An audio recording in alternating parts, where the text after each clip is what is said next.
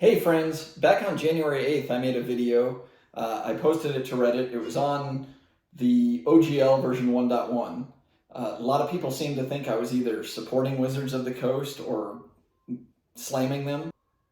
I wasn't trying to take sides. I was sidestepping the issue and saying basically two things. One, what everybody was saying about the OGL was pretty inaccurate.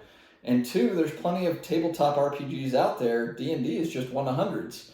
Love playing D&D, but there's plenty of other ones I like as well. I wanted to make this video just to clear up a few things based on some comments I saw. Also wanted to give an update. OGL 1.2 is now out. They've kind of moved in a whole different direction. Definitely a softer, gentler Wizards of the Coast. And would like to run through what that says and accuracies and inaccuracies I'm seeing on the web.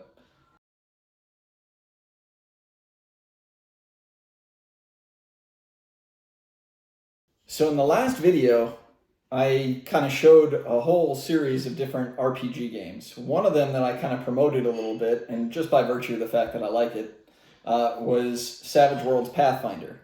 Received a lot of messages, Pathfinder is under the OGL. Well, this is Savage Worlds Pathfinder, put out by Pinnacle, which Pazio owns the IP to Pathfinder. And, additionally, Pathfinder's put out a version 2.0. I'm not partial to Pathfinder. It's really just a good fantasy module for Savage Worlds gaming system. And a lot of the same content, a lot of the same, monsters can be found in the bestiary that you would find in D&D, and it's a good way to convert them to Savage Worlds gaming system, which is completely different from a D20 system. It's a little bit more balanced. Just thought it was a fun suggestion, that's all.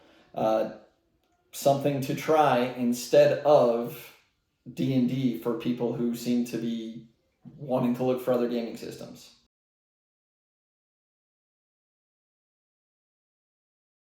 Another thing that I brought up that I kind of received some criticism on was saying to make different creator content that was system agnostic. I was saying you could still focus on D20 systems. You just don't have to mention D&D or put 5e on there. The truth of the matter is that people who put 5e on there are kind of using Wizards of the Coast to sell more copies of their book. Really, you can make system agnostic content without putting a 5e on there. You could write a module referencing difficulties in terms of any D20 system without mentioning D&D, and you could create puzzles and things of that nature, and you wouldn't even have to mention D&D or 5e.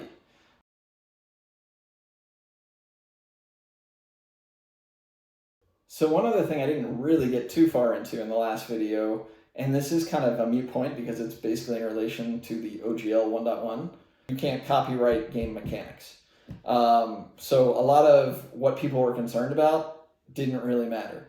If you don't put 5e and publish under the OGL, you don't have to worry. And a lot of times that was kind of like something that people did as a salute to Wizards of the Coast or to D&D. Additionally, the second reason, like I said before, is by publishing under 5e, they're going to sell more copies. It's compatible with the standard in our industry. But it's not something you have to do, and really almost all of that material could be published without putting a 5e on it or referencing D&D, and it would make no difference. Wizards couldn't come after you.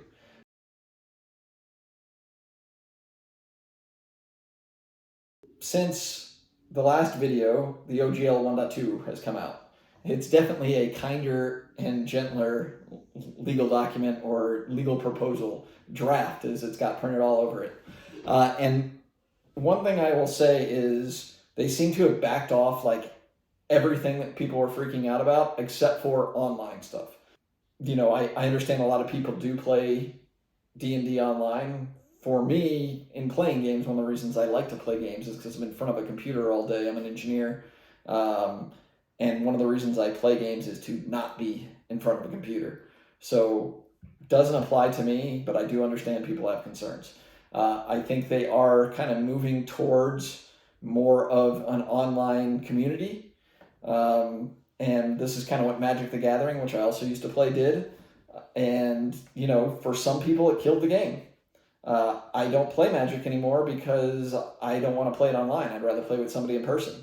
The same is going to be true with D&D. Like, I will still play D&D. I probably will stick with 5e for a while unless there's something cool that comes out in the 1 D&D or version 6 or whatever you want to call it. But I kind of enjoy having the gaming books and playing on a tabletop.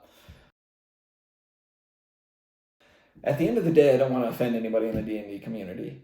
D&D is a great game. It's fun. I've been playing it with the kids past few months. We've had a great time.